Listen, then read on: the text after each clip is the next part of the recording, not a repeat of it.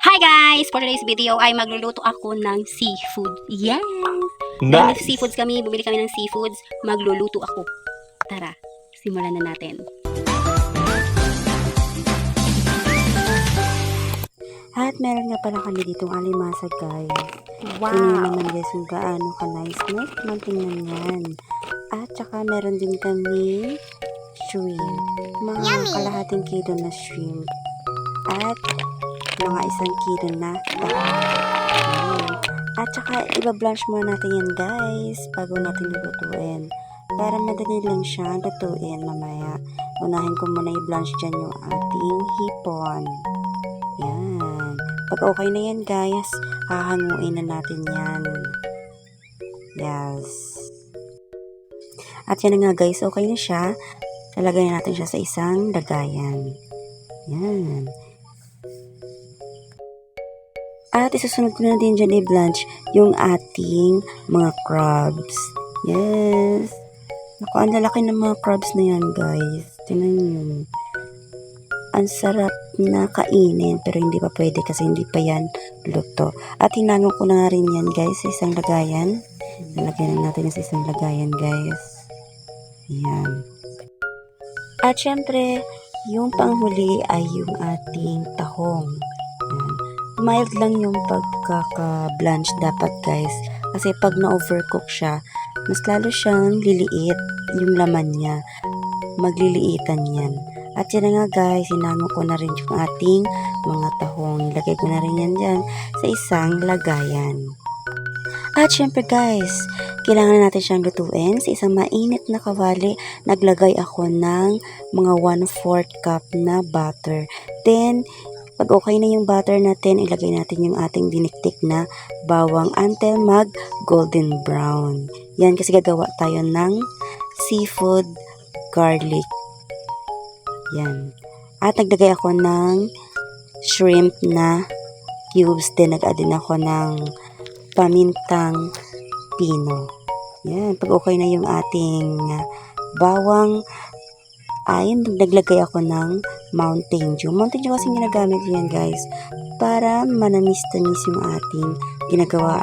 Nag-add din ako ng salt, 1 tablespoon na sugar, then seasoning granules,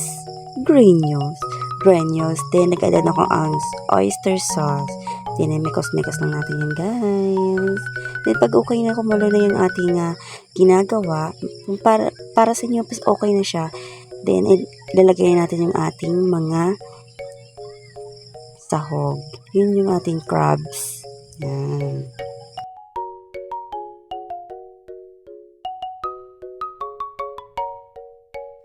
At sinunod ko na nga din dyan guys yung ating mga shrimp.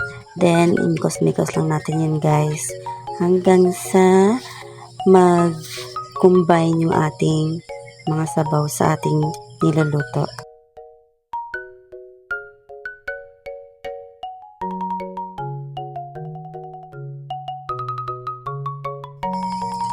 At sinunod ko na nga rin dyan guys yung ating mga tahong.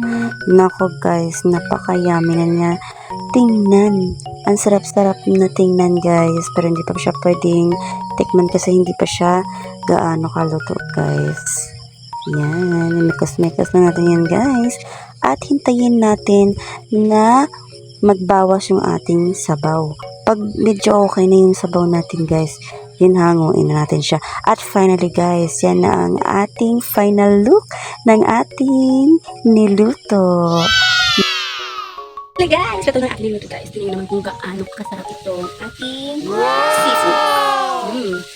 Yan. Butter garlic seafood. Nice! Sarap niya. Tapos may, yung sarasa niya, nilagay ko siya dito sa lagayan. Tikin tayo ng isa. Wait. Oh my god. Sarap. Ito yung maingay guys. Tignan ko. Sauce natin dito sa kanyang sauce. Sarap. Pero mamaya pa kami kain guys. Tikman ko lang. Uy. Ang taba. Taba. Sauce natin.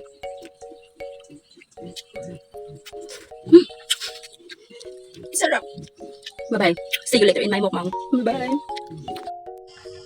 Hi guys! Tara na, kain na tayo. Hey. Woo! Oh, sarap nito guys. Tara, let's go. Cuma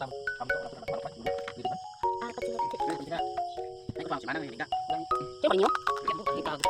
Ano? Paniwang. Paniwang. Paniwang ka na. Paniwang.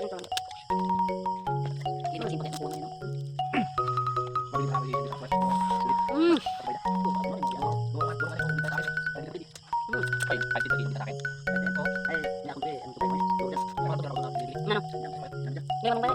Sino? Ano ba?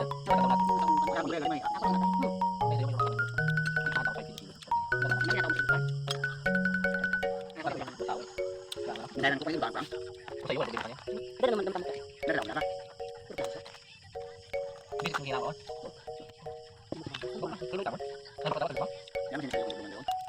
Dia pa siya.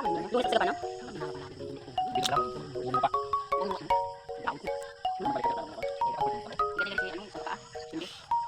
Hindi